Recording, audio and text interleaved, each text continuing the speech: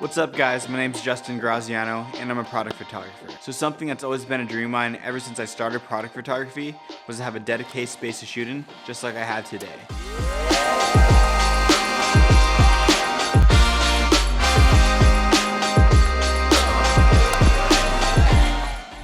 I started shooting just like a lot of you guys, whether it was in my living room, my bedroom, or even my kitchen. Now today I'm actually shooting in my garage, which I'm working on turning into my own DIY home studio. So I'm going to show you guys where I started, where I'm at now, and my plans for my current workspace as I build it out through this year. My hope is that you guys can apply some of the techniques that I used while I was getting started and apply them to your own DIY home studios. And another thing to take note of is I didn't start shooting with softboxes, strobes, or even light stands. As I kept learning more about product photography, I began to collect new pieces of gear, which I'm currently using today, which probably was one of the best things I could have done for myself because it taught me to learn the hard way through trial and error, and now I can quickly adjust in almost any lighting scenario with what I have on me. Here's actually one of my first attempts at product photography. I had just bought my first camera, which was a Sony a6000 with the stock lens, and wanted to try taking some photos for work, so I grabbed a white sheet and some desk lamps, and I just gave it a shot. And I was actually pretty happy with those photos at the time.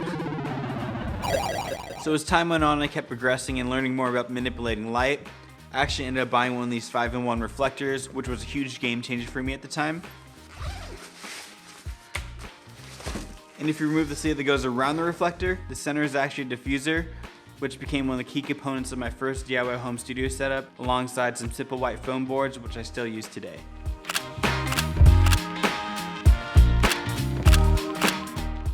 From there, I was still shooting with desk lamps and clamp lights, and it was working great for me at the time. I was shooting a lot of fun photos, and I was really enjoying the whole process of creating product photography, which was actually just me shooting pictures of beers that I was drinking for Instagram. Eventually, I knew how to get something a little nicer, so I decided to get a cheap video LED light and a light stand off Amazon. The light was pretty bright, and I could control the brightness, and the light stand allowed me to put the light almost anywhere I wanted, and I felt like my photos were gradually starting to improve.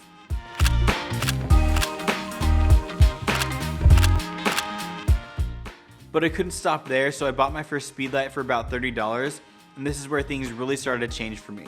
I started learning how powerful flash was for product photography. I could keep my ISO super low and crank my aperture up super high to get so much more detail in my product photography.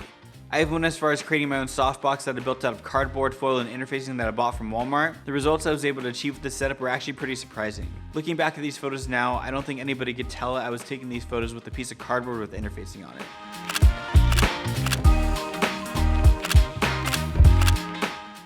And it wasn't until I got hired to go shoot on location that I was like, okay, maybe I should go buy some real lights so that I could look a little bit more presentable. So I ended up jumping onto Craigslist and I searched for strobes and softboxes. I ended up coming home with these ProMaster P180s with softboxes and light stands, all for $100.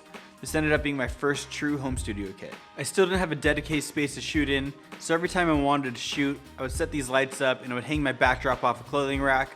Then I would set all my products on a TV tray in the living room. Even though I didn't have a dedicated space to shoot in, I felt like I was really able to expand my creativity with what I have and create some pretty awesome product photography.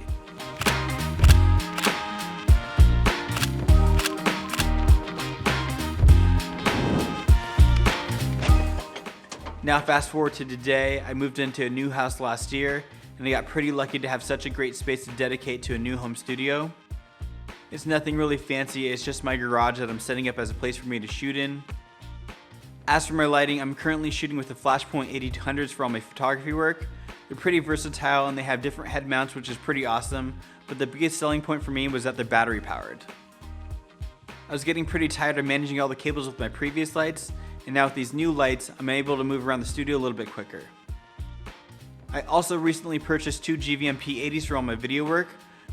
They're continuous lights that use the same Bowens mount modifiers that I currently use with all my flash gear. As for my softboxes, last year I upgraded to these 31x47 Easy Glow softboxes.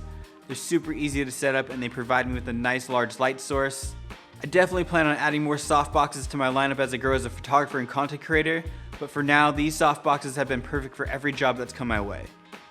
And for hanging all my backdrops, I set up these closet rod brackets on the wall, as well as this backdrop stand for when I want to shoot a little bit wider. I was even able to move away from shooting on the TV tray to a real table, and as you can see, it's gotten some pretty good use over the past year. And now my editing station is built into all this, My garage had a built-in closet, so I ended up turning that into my workstation. This space still needs a lot of work, so maybe I'll throw up some paint, and it definitely needs some help with the cable management. One of the key things that was super important to me with this space was the ability to keep things super organized. I have a lot of storage, which is super helpful, but I wanted to customize the space to my needs. So I started by building this mount to hold on my light stands, which helps me stay organized and makes it easy for me whenever I need to grab a new stand. And one of my latest projects to the space has been this charging station. I love how it looks, and it makes it easy for me to see whenever my batteries are finished charging. My plan is to extend the pegboards along the wall and add all the gear and tools that I use on a daily basis. Like these clamps, I don't go a day without needing at least one to hang a bounce card or to secure my backdrop to the table. Now I can just run over, grab a clamp when I need one, and I know exactly where to put it back, and every time I need that clamp, I know exactly where it is. And one of the best new additions to my new home studio has been these C-stands. They're super durable and they have so many different uses. It's really sped up my workflow because I can easily rig things up and get things done quicker.